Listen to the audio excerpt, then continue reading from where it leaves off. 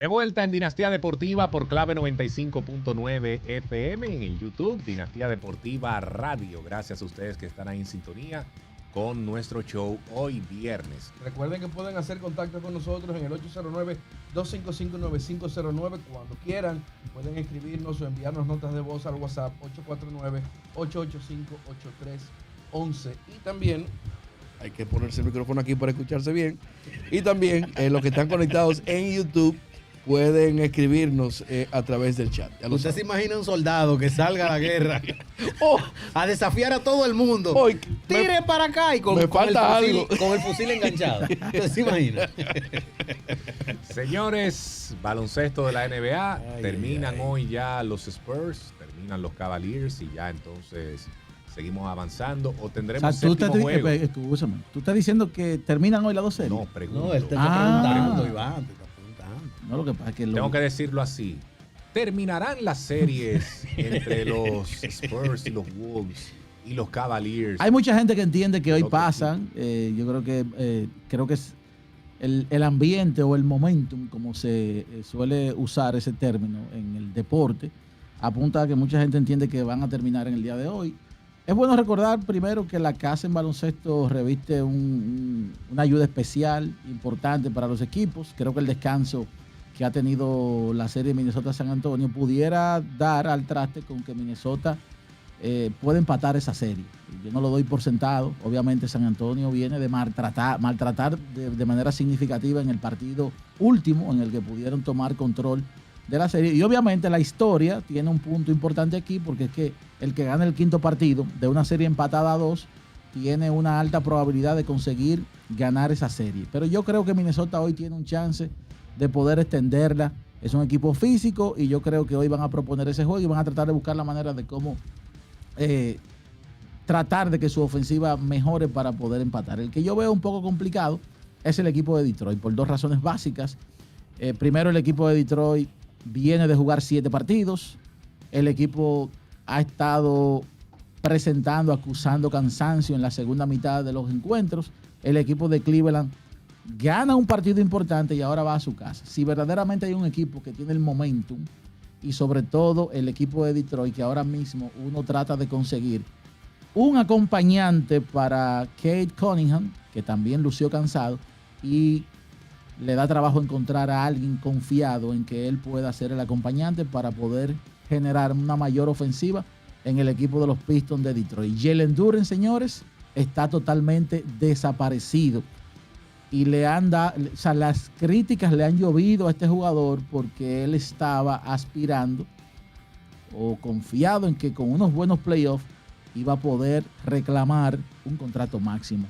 Y es por ahí que le han estado dando. Se fue el contrato máximo de Jalen Duren. Eso es lo que está diciendo la prensa estadounidense, que ya este jugador ha bajado mucho en los buenos, señores. Y es que estamos hablando de un tipo que estaba muy cerca de 25 puntos por partido en temporada regular, sobre todo en la segunda mitad, y que el día de hoy le da trabajo promediar 10 puntos en la postemporada. Y usted me puede decir, bueno, es un jugador joven y qué sé yo, está promediando 18, 17, pero estamos hablando de un tipo de casi 25 bajar a 10. O sea, que yo me reí mucho con ese jugador porque hay unos memes que han estado saliendo. Lo pusieron un cartón de leche. Aparte de eso, al cuerpo de Jalen Duren le pusieron la cabeza de Morgan Freeman, el actor. Ya te sabe lo que quieren decir. Increíble, se ha desaparecido totalmente. Pero, oye, él se lo merece, la verdad. Y ese equipo de Detroit ha dejado mucho que desear. Si vamos a hablar de merecer, avanzar en postemporada, con lo que ha enseñado ese equipo de Detroit, ellos no merecen ya seguir. Lo que merecen es que se termine la temporada y que miren a ver lo que hacen con ciertos jugadores. Favor de ellos, hay que decir que vienen de rebotar de 1-3 contra el Magic de Orlando. Que no debió llegar ahí esa serie. No debió llegar ahí, pero vamos a decir que eso les da esperanza de que puedan también tratar de empatar la serie, pero lo veo muy difícil. Si tengo que elegir uno de los dos en el día de hoy para que termine, creo que Cleveland tiene un gran chance de terminar y de clinchar, avanzar para jugar la final de conferencia por primera vez en mucho tiempo, desde que LeBron estuvo por allí no lo hacen, para entonces enfrentar al equipo de Nueva York, y este también sería un clásico de los 90, Cleveland contra el equipo de los Knicks, aunque generalmente se veía en primeras rondas, porque Nueva York ganaba la conferencia o quedaba segundo, Cleveland un poquito más hacia abajo, con Danny Ferry, Mark Price, Ese equipo era bueno. Un poco de Brad Daugherty antes de que sufriera la lesión de espalda baja que lo sacó rápido del baloncesto. Hot Rod Williams, yo me acuerdo de ese equipo. Sí. Todo el mundo. Y dirigido por Mike Fratello. También Fratello después. Así.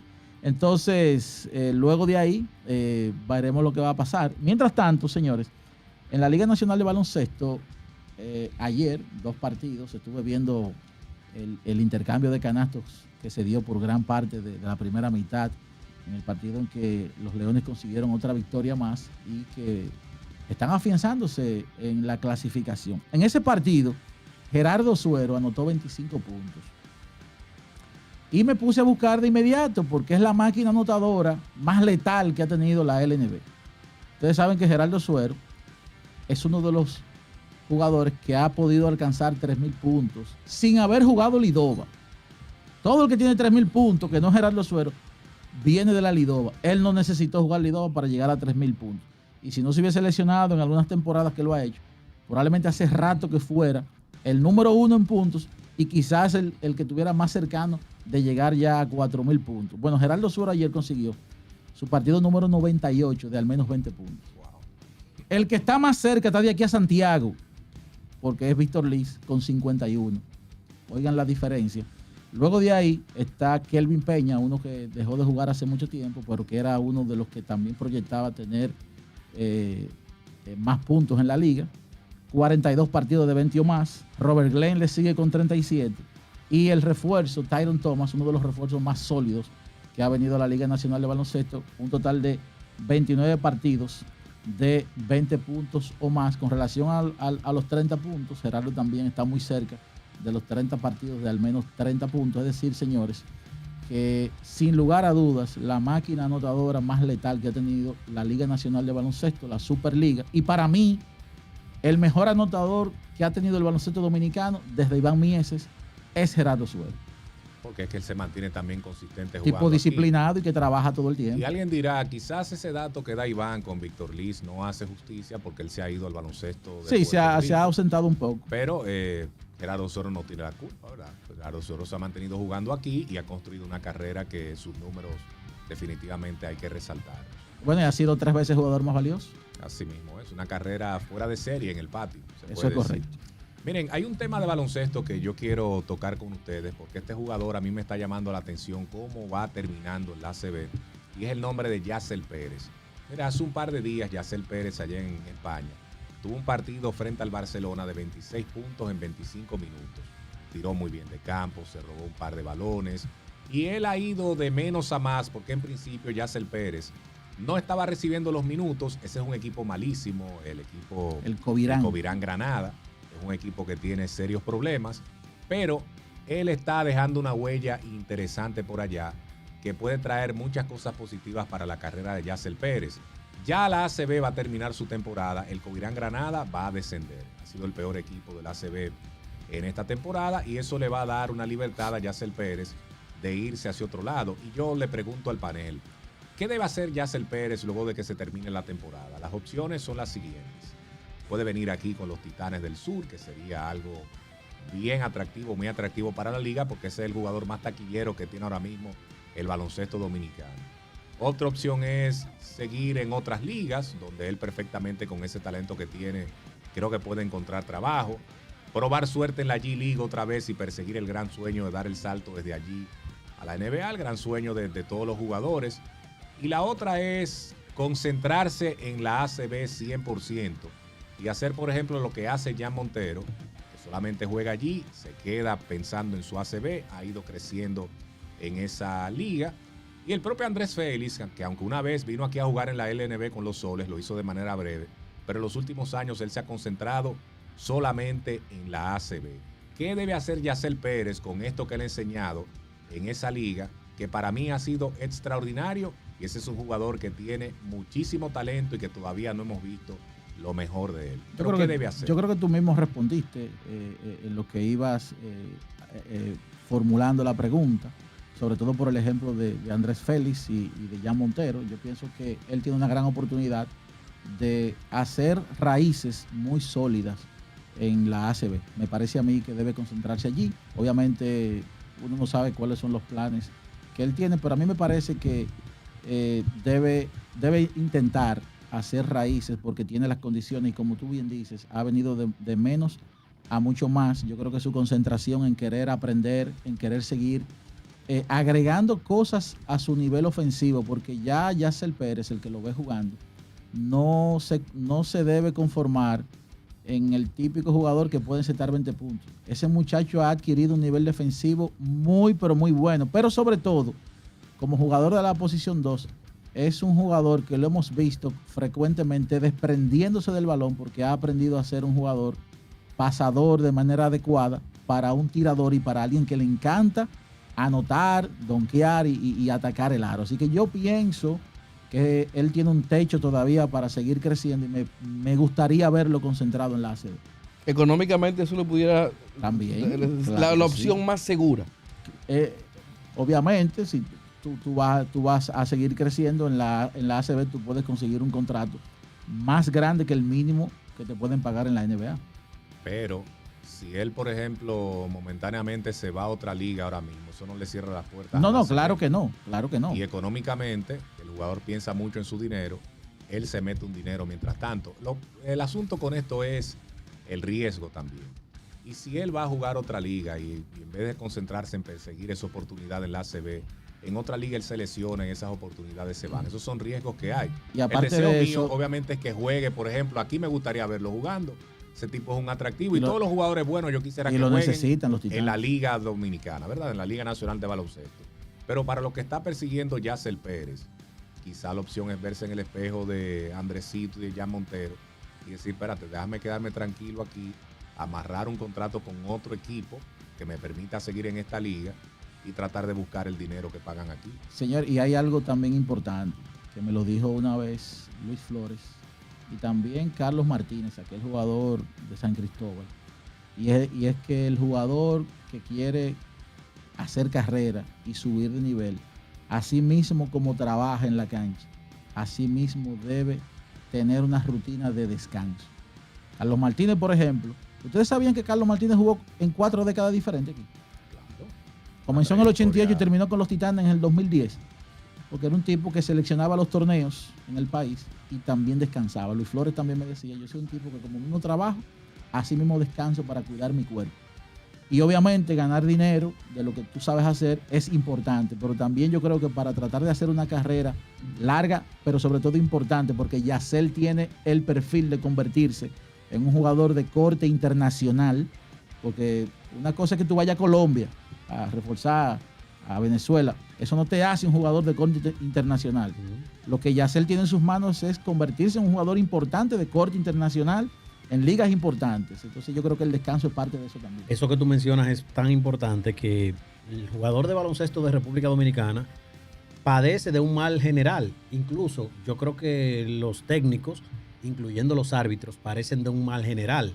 Esos jugadores que usted lo ve, que en la selección, que en un torneo como la LNB, por ejemplo, el baloncesto distrital, usted lo ve 2 semanas después en un torneo en Puerto Plata, en Santiago, en La Romana, ganándose 100,000 pesos por juego en Talvia prácticamente, en un torneo de piso donde no hay un tabloncillo, pero lamentablemente las carencias económicas y el dinero que se paga en República Dominicana los obliga a ser parte del sistema y eso les evita darse ese roce internacional, prepararse y sobre todo descansar su cuerpo, que es tan importante como prepararse. Como un artista que se presentó una vez en uno de los grandes festivales aquí del país y a los 2 días estaba en un provocón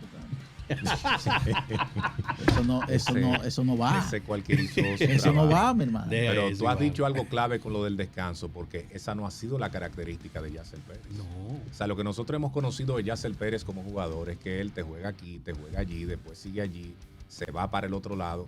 Pero eso es algo bien normal en el jugador de baloncesto de la República Dominicana, porque además, señores, el jugador dominicano también está pensando en el sustento de su familia. Es correcto. Y es la idiosincrasia del sistema de baloncesto dominicano. Pero cuando tú alcanzas un nivel donde él está ahora mismo y con lo que él está proyectando, el descanso tiene que convertirse en una rutina. Porque su cuerpo va a reaccionar mejor, y está pensando en cosas más Y grandes. la buena también. alimentación también. Buena alimentación, controlar las salidas, eso es muy importante. Tú sabes también. que, aunque no es del mismo deporte, yo estuve hablando con Juan Soto hace unos 2 meses en la Florida. Y parte de lo que me decía, porque dentro de la dinámica de un sponsor, que es una farmacia, estaba la pregunta de su preparación física, cómo es su rutina diaria. Y él me decía, no, espérate, en términos dominicanos, yo he hecho mi pavita de tarde. Hay gente que se olvida de eso, pero eso es muy importante, porque eso te da como un segundo aire. Tú te hidratas, tú puedes alimentarte bien, pero dormir y descansar, Power eso nap. es clave para un atleta. Esos power naps son, mira, Son buenos. exquisitos. Mi hermano. Te recargan en ¿De lo qué, que tú... de qué tiempo estamos hablando, más o menos? Bueno, unos 25. Sí, Si pudiste tirarte en algún sitio por 25 y recargar. Y de hecho, ¿tú sabes quién fue que puso de moda los Power Nap Rooms en Grandes Ligas? Fue Nelson Cruz. ¿No? Y Cuando él firmó con Seattle, él dentro de sus peticiones dijo que él quería un Sí, pequeño eso es cuartico verdad. para él descansar antes de los partidos. Mira, Y eso se fue poniendo de moda en Grandes Ligas. Y ahora mismo todos los clubhouse tienen 2 o 3 Power Nap Rooms. Hay corporaciones en Estados Unidos que tienen lugares habilitados en Para su el que oficina no- para que la gente Yo Para- debería para el que la solicitar gente mía, que entienda- sea la 1:35, Para Para que la gente entienda, en buen dominicano, Una pavita. usted Una está pavita. trabajando y usted si puede echar una pavita. Ariel Firmer, Qué Yo voy a lejos, solicitar un qué Power Nap lejos Room se han ido aquí. ustedes, señores, de que en Estados Unidos, que si yo qué, señores, pero ustedes recuerdan en la época de ESPN Radio, habían varios cronistas deportivos Es que verdad. tiraban Power No, y Nap. además aquí hay mucho. ¿Y Aquí sabe hay mucho. dónde lo tiraban? ¿dónde? Detrás de escenografías del Sí, canal de ¿verdad? 45. Pero aquí también Ey, hay muchos pueblos del Espérate, interior. detrás Discúlpame, de esa Alex. de esa escenografía habían otras cosas. También. ¿Y José. sabes qué? Espérate. Algunos trabajaban en la voz del fanático. Sí, ¿Cómo? De eso. hay muchos trabajaban. pueblos, señores, que los colmados al En ese mediodía tiempo. cierran Es verdad. y abren a las 2 de A la las 2 de la tarde. tarde. En los pueblos Eso es todavía eso se tradicional. usa. En Baní, En España muchísimos también pasa. sitios. ¿Cuáles eran los? Bueno, en España yo llegué a ver letreros cuando fuimos al Mundial de Baloncesto, cerrado por vacaciones. Mire. Venimos en tal mes. Oye, en la Romana ¿cómo- todavía a las cómo- 12 suena la sirena ¿Cuáles de son los esos bomberos. artefactos que estaban detrás Cierre. del escenario Déjalo ahí. en ESPN Radio? Necesarios. No eran para montar la escenografía y eso. Y habían unos muebles, tú sabes, de algunos programas y ahí echaban su pava. Pero había algunos cronistas que eran muy precavidos y estaban preparados. Pero dice Jesse que Porque si ponían su... los muebles detrás y se metían en ese rincón No, y todo el mundo buscándolo y no aparecía. No, te voy a decir a qué él se refiere con lo precavido, por eso no puede ser público. Oye, dice Jesse que si la pava dura más de media hora ya es un vago. No, pero yo voy a pedir un Eh, Power Nap Room aquí a las 1:35, por ejemplo. Nosotros Hasta tenemos las un 2. par de notas de voz aquí en el WhatsApp que nos enviaron al 849-885-8311 que podemos escuchar ahora mismo porque después de la pausa vamos a tener una dinámica para que la gente nos conteste. Una pregunta tipo viernes. Y esa pregunta es, si tuvieras que escoger un evento deportivo para que te den taquillas gratis, ¿cuál sería ese evento? Finales de NBA, un juego de serie final, que tú te vayas con taquillas gratis y estés en primera fila en un juego de serie final. Serie mundial de Grandes Ligas, un partido de serie mundial, algo que sería un sueño para todos. Lo mismo de la NBA también, un sueño. Yo no he tenido esa oportunidad de ir a una serie mundial de un juego de final de NBA, eso sería tremendo. Super Bowl con todo lo que se mueve ese día, incluyendo el concierto ahí de medio Claro. tiempo. Espectacular eso. Lo otro sería una carrera de Fórmula 1, que hay muchos fanáticos aquí en República Dominicana que les gusta eso. Una Copa Mundial de Fútbol, tú ir a un partido del Mundial de Fútbol. A la final. preferiblemente en uno de esos países que son lejos. Porque en Estados Unidos ya como que la gente ha ido mucho y es atractivo, pero imagínate que sea en Qatar, donde fue la otra vez, el Mundial de Fútbol, en un país de esos raros. El Final Four de la NCAA, que eso es una total locura lo que se vive ahí. Y el otro evento es Juegos Olímpicos. Cualquier disciplina de Juegos Olímpicos. A la Vamos gente- a a la responder gente. después de la pausa. Exacto. Pero vamos a escuchar este par de notas de voz para conectar con la gente antes de irnos a la pausa. Por favor, Jan. Buenas. Quería hacer una pregunta para ustedes. ¿Cuáles han sido los tríos más dominantes en la historia de estos dos? Atlanta del 90 o Oakland del 70 con Carlton Fish, con Carl Fish, Vida Blue, Rolly Finger. O lo del 90 de Greg Maddux, Don Glavine y Small. Para ustedes que son expertos en tríos, ¿qué dicen? El de Atlanta. El trío de Porque- lanzadores. porque mal es. pensada. ese trío de Atlanta yo lo disfruté como nunca. John Smoltz, Greg Maddux y Tom Glavine. Y duraron mucho tiempo, Y duraron sí. mucho tiempo. sobre Sin todo. ver los números, yo me atrevería a decir que los de Atlanta porque duraron más 7 tiempo. Cy Young. Yo me quedo, Hay en el trío de Atlanta. Yo me quedo con el de Atlanta. Lo que se vivió en esa década, especialmente en esa década, fue algo pocas veces visto. Fue tan en la espectacular que historia. Small incluso 150 salvó 150. Había un mismo tema que Rolly Fingers relevaba, ¿verdad? Y los de Atlanta eran tipos que abrían partidos. Eso yo creo que es un plus. Pero Small también Era tremendo relevista Rolly Fingers. Pero, por ejemplo, si tú buscas el momento de ellos tres juntos como jugadores, abrían los tres. Entonces, yo por eso me voy a quedar con la de Atlanta perfectamente. Yo también. Vámonos con la otra nota, Jan. Cuando estés ready, dale. Saludos, buenas tardes. José Barrera por este lado. Muchachones, quisiera hacerle una pregunta para que me la respondan ustedes en el panel.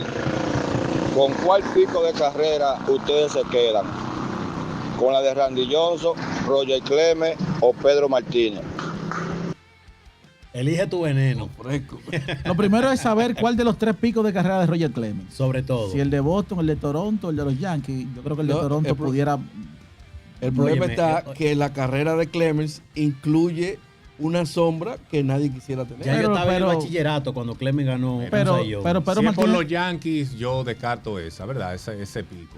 Pero oye, lo que él hizo en Boston, sobre todo finales de los 80 y principios de los 90, fue un pico incluso Fuera de largo. serie. Pero Pedro Martínez se caracteriza por tener el mejor pico de carrera de la historia. Eso. Yo estoy de acuerdo. Ahora, señores, Randy Johnson. Es el que- Randy Johnson de Seattle.